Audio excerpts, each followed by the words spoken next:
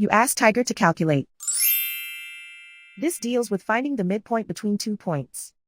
The midpoint between the 2 points is 23.5, -9. Let's solve it step by step. Plot the 2 points and calculate the midpoint using the formula. The coordinates of point 1 are, x1 equals -34, y1 equals 57.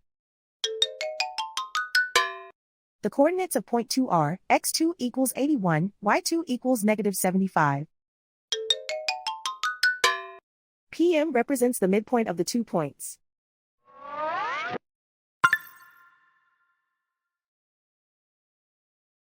Use the x values in the midpoint formula to find the midpoints x. x1 equals -34. x2 equals 81.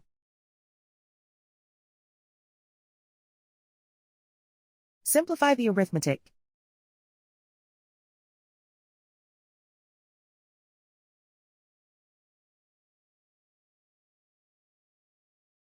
Use the y values in the midpoint formula to find the midpoints y.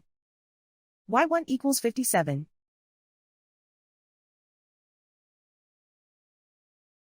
y2 equals -75. Simplify the arithmetic.